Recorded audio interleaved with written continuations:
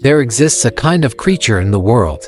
They are discovered by a few people, but their existence has not been proven. We collectively call these creatures unidentified mysterious animal, abbreviated as Yuma. Hello everyone, welcome to the Yuma series videos. Gevaudan is a historic region in southern France. Since the late 18th century, after the French Revolution, it was redivided, becoming part of modern Lozère. Vast and impoverished land, sparse population, and factors such as religious wars in history contributed to the diversity of local cultural beliefs. Today our topic comes from this mysterious land, France's most famous unidentified creature, the legendary beast known worldwide, the Beast of Gévaudan.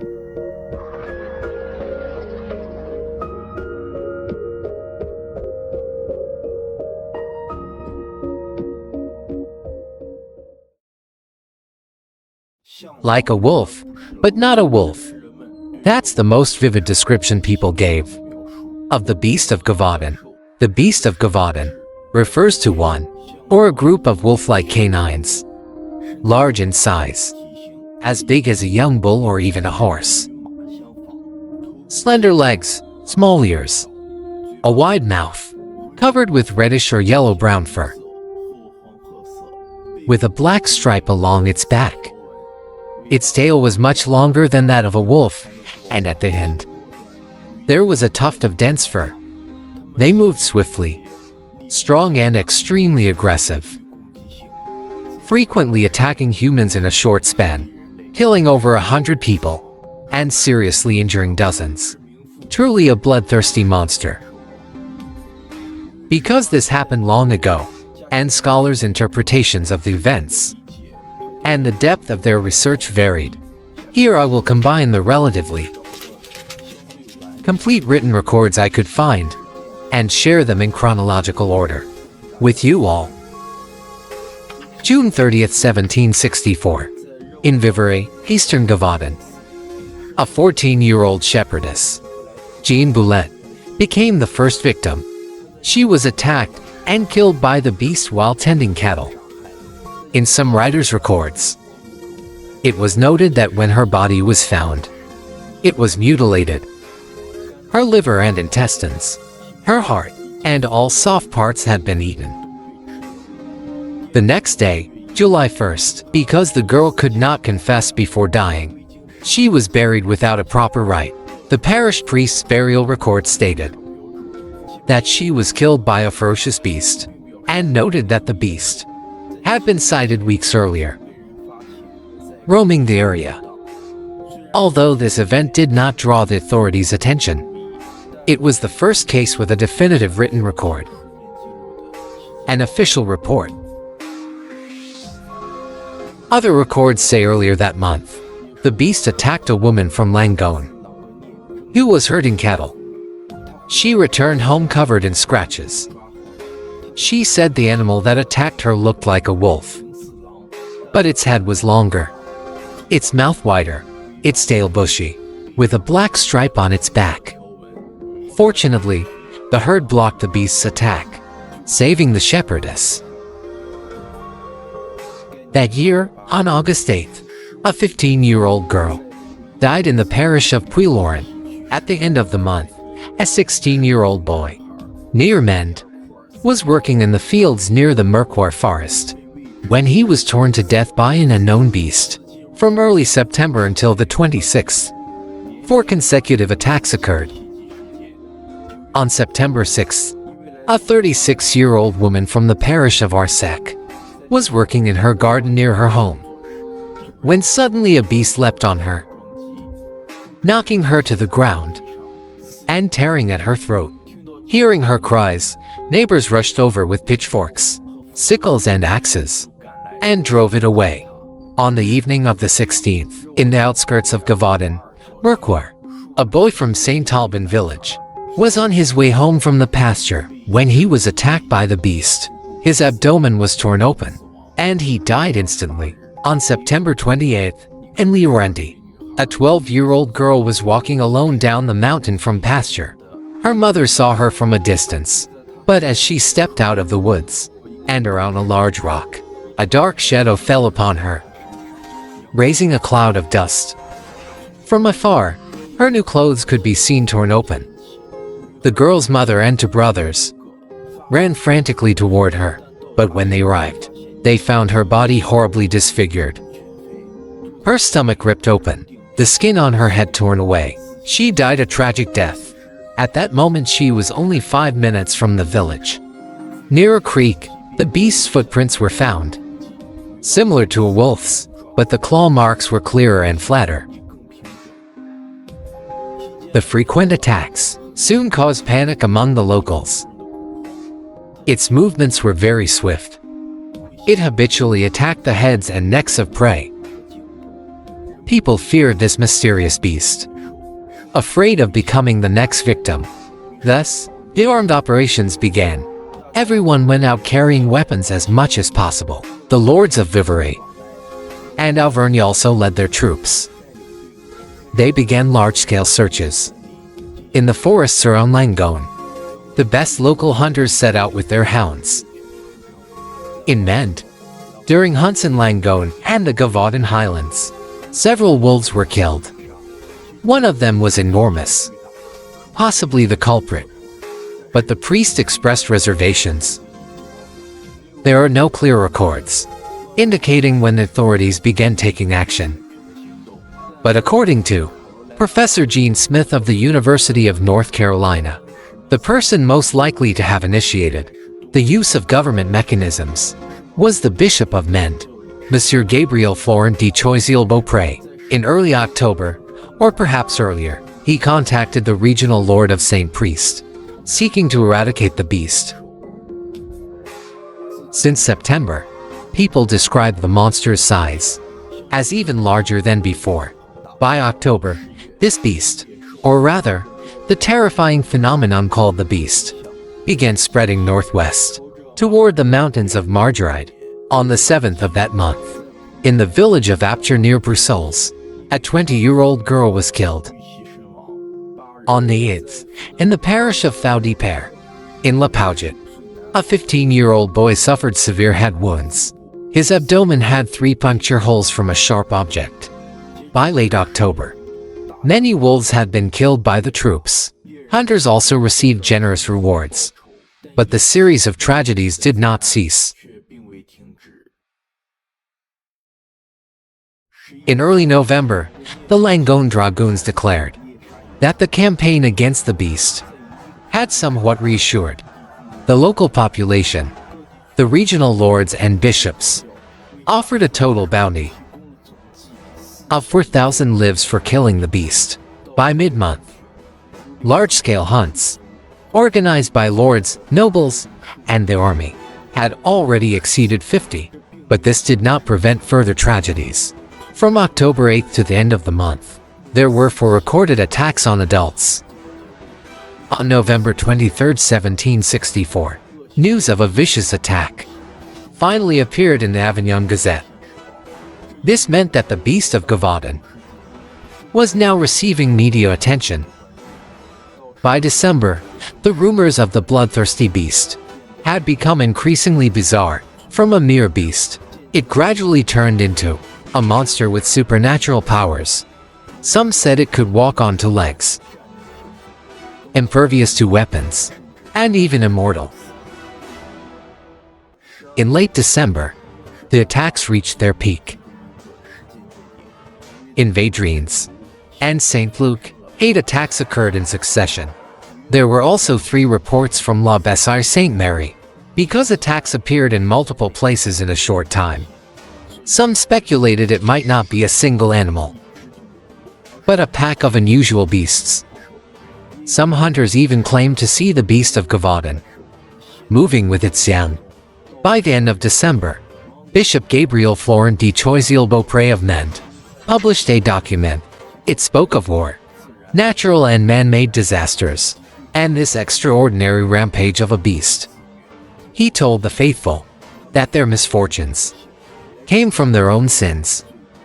This was the root of the disaster.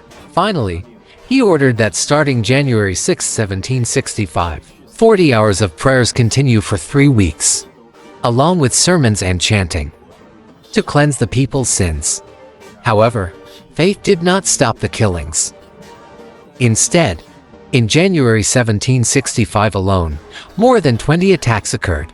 The most famous was on January 12, in the parish of Chenalles, in the village of Villeray, where 7 children were tending cattle on a hillside when they were attacked.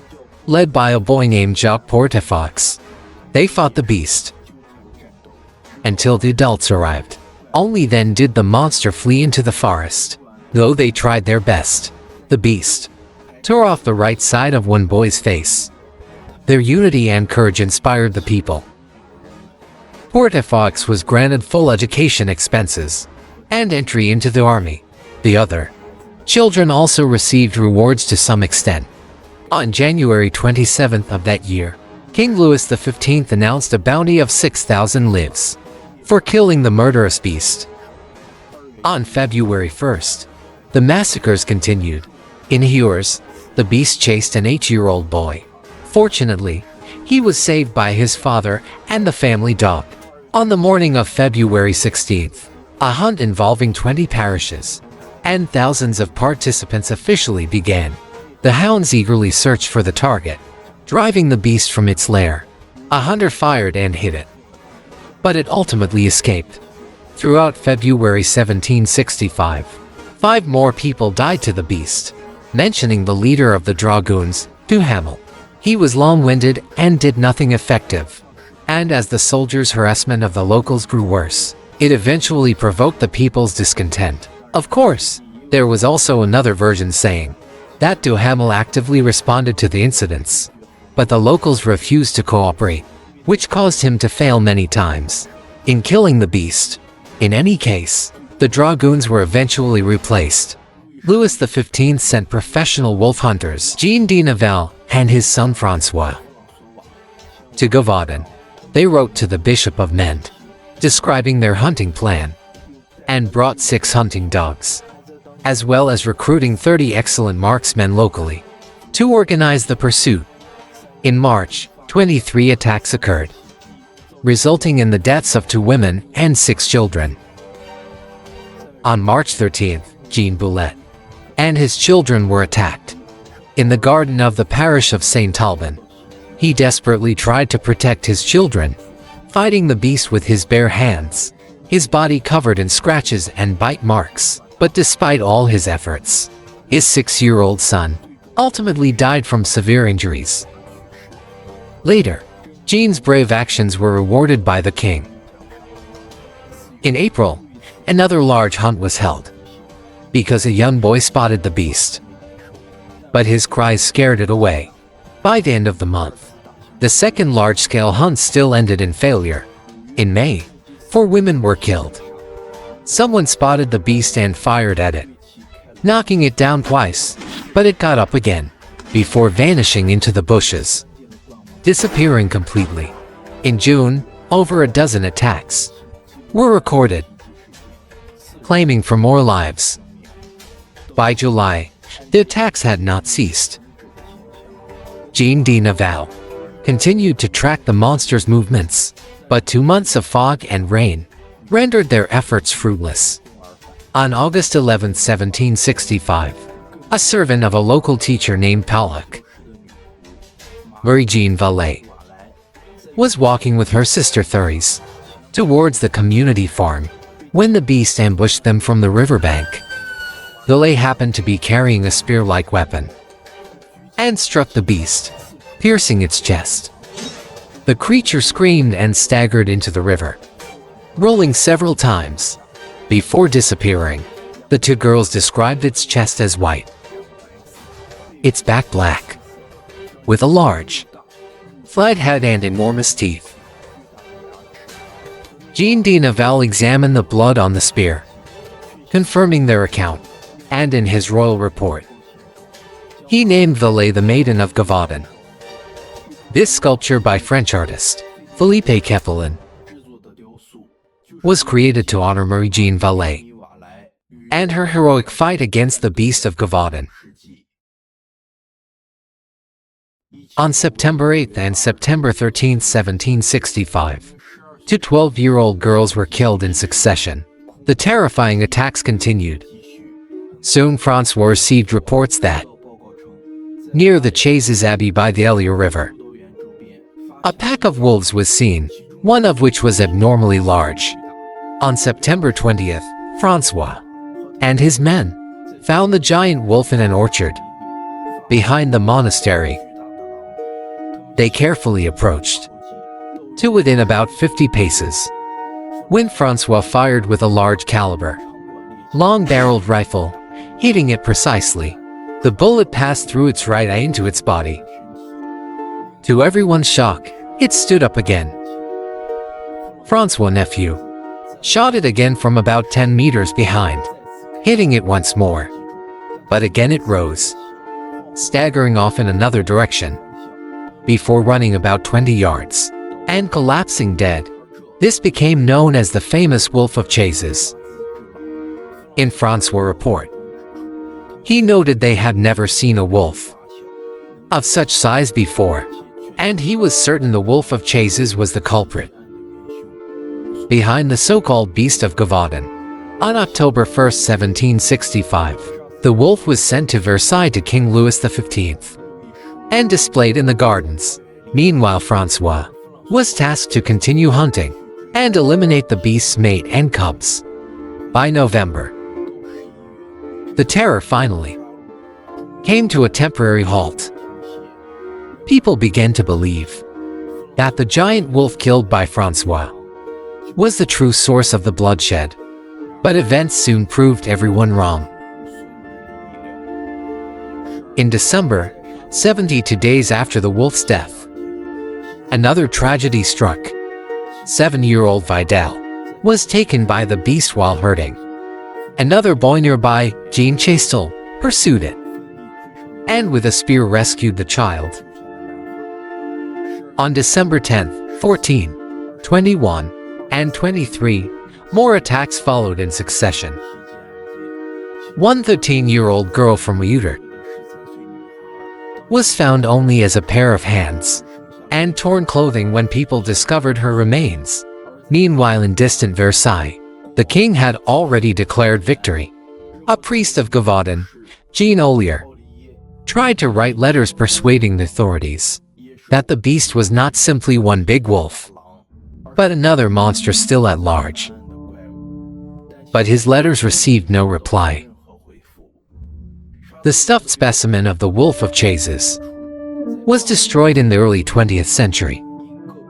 Due to policy decisions, some believe it was merely a relic of another era, had no value whatsoever. By 1766, perhaps because the case was no longer taken seriously, the remaining records gradually decreased. But in the first half of the year, about 20 people were still attacked. In March that year, in a letter from Étienne Lafont, he described how an 8-year-old boy, Gaubert, was taken and killed while herding cattle.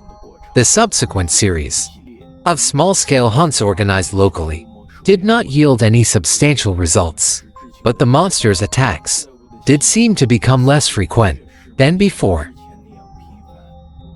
From March 2 to the end of May 1767, in just 3 months, 13 people were killed, an average of about 1 per week, and there were over 30 recorded attacks.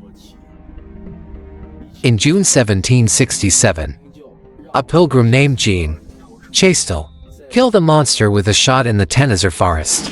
Its body was sent to Apshire for examination.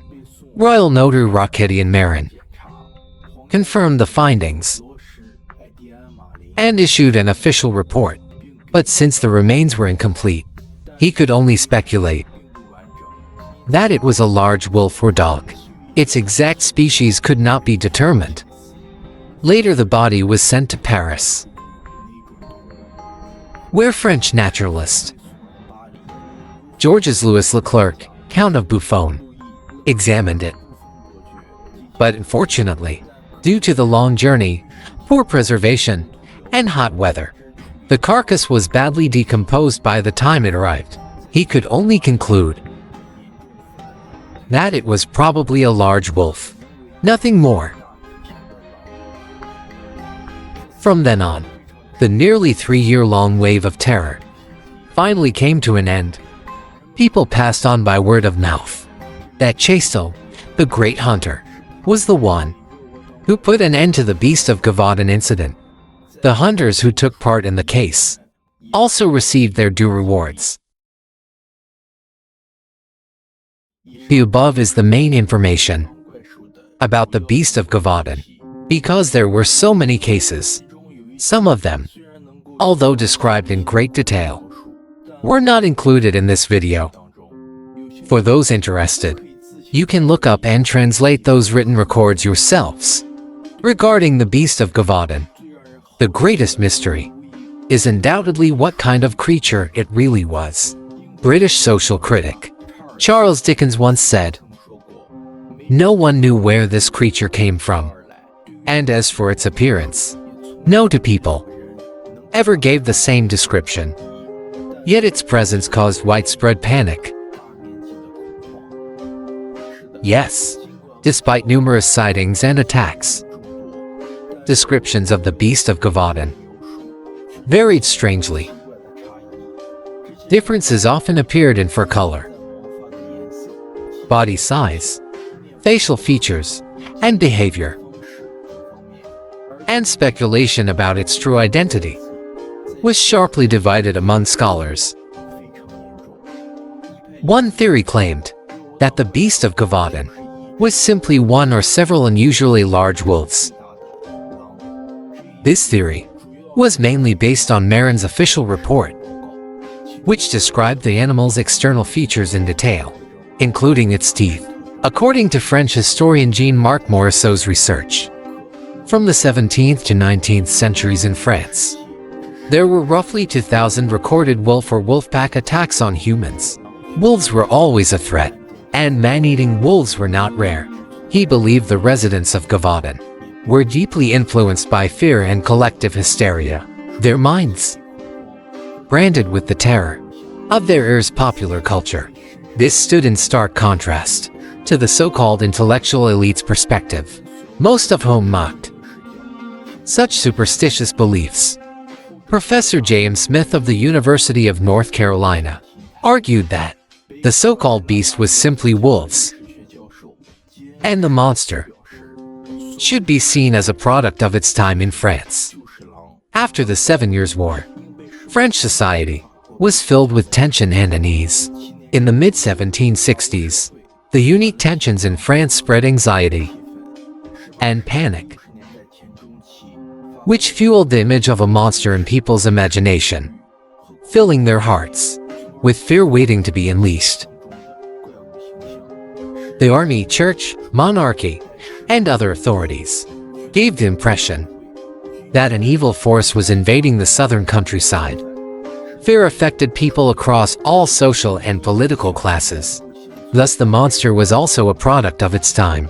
German biologist Karl Hans Tock, however, believed that compared to wolves, a lion was more plausible. He claimed that the Beast of Gévaudan was without doubt an adult male lion. Its size matched eyewitness descriptions: flat head, dark stripes on its back, the strength to carry off adults, and its powerful leaping ability all resembled that of a lion, as well as the strength to carry off adults and powerful leaping ability all resembled that of a lion. Although in 18th century France, the lion is already a household name animal, but the vast majority of people have only seen derivative images of the male lion. They have never seen a real lion. In 1936, French foreign officer Abbé Chevalier, in his book The Beast of Gévaudan*, mentioned such a viewpoint, that the so-called Beast of Gévaudan was actually a product of human training, or a few hunting dogs, with the purpose of gaining royal reward and honor. And the manipulator was the wolf hunter Deneville. He used well-trained dogs or other animals, covered them with boar hides, to block musket bullets, and in the end personally carried out the kill, achieving glory, because Abe found in the records many suspicious points. For example, the gun used for the kill. There were discrepancies in the records. The reports mentioned a hunting rifle, but officials said it was a musket.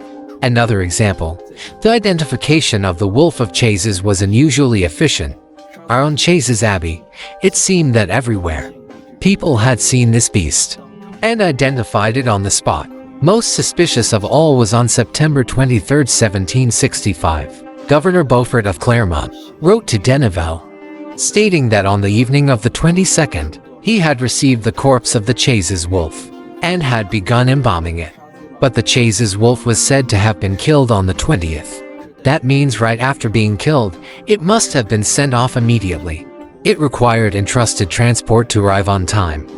So the body the officials received was very likely sent by Deneville's son before the real Chases wolf was even killed, meaning both corpses were fake.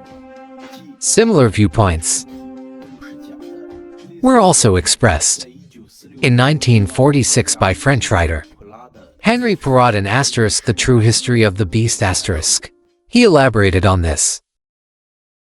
Spanish cryptozoologist Gustavo Romero, in his book ** The Mystery of the Beast of Gévaudan *, mentioned that the beast may have been a tool or excuse in religious conflicts. In the 14th century, the Diocese of Mende became an ecclesiastical principality.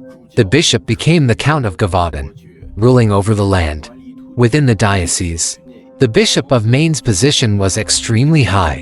In 1685, Louis XIV's revocation of the Edict of Nantes abolished the Edict of Nantes, leading to persecution of Protestants, which intensified domestic class conflicts and triggered the early 18th century revolt, namely the Commissariat uprising. Although the revolt was suppressed, religious divisions had already been formed, and those desolate mountains where the beast was said to roam may have become refuges for fleeing Protestants.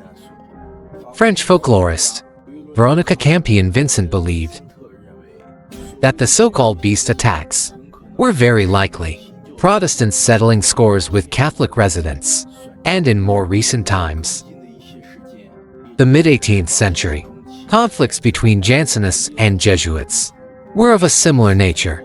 In 1764, Louis XV expelled the Jesuits from France, but in the south, the Bishop of Mende was relatively lenient toward the Jesuits. Does this mean that the beast's mastermind was a member of the Jesuits? Like the writer René de Chantal, who in his 1983 book *The Apocalypse of the Beast of Gévaudan* speculated that the real beast was a tiger, a hybrid species of tiger. In 1993, Alex Marx, in his book *The Beast of Gévaudan*, the monster that devoured the world, put forward the wolf-dog theory. In 1978, French historian Alain Decaux, in *The Beast of Gévaudan* suggested it may have been the work of a sadistic maniac.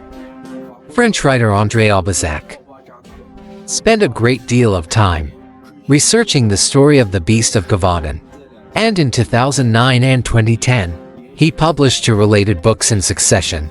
The contents, besides speculating about the beast case as being part of a conspiracy by the Chastel family, also mentioned that the killer may have been a soldier who, due to the 7 Years' War, lost his home and was forced to survive like a savage, and so on and so forth.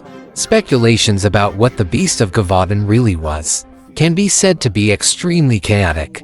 Some try to reason from a biological perspective, while others base their theories on the historical context, shaped by religious or political factors.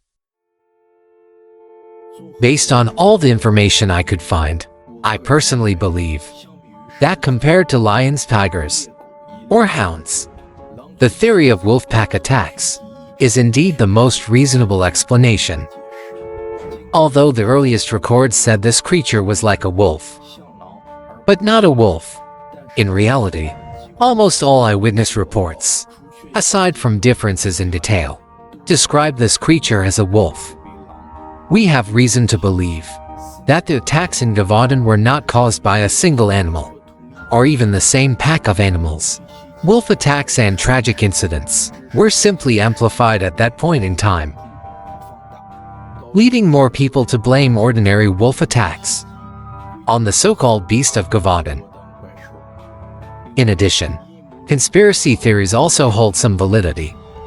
Beyond religious factors, the political context of the time must also be considered. During the reign of King Louis XV, there already remained unresolved issues from Louis XIV's wars, including financial and manpower problems caused by war and development, followed by religious conflicts. It was not until the 1740s that people saw a relatively peaceful stage. But after Cardinal Fleury died in 1743, on June 15, Louis XV took sole power and began his decadent court life. His numerous affairs shocked the public, and he also enjoyed hunting.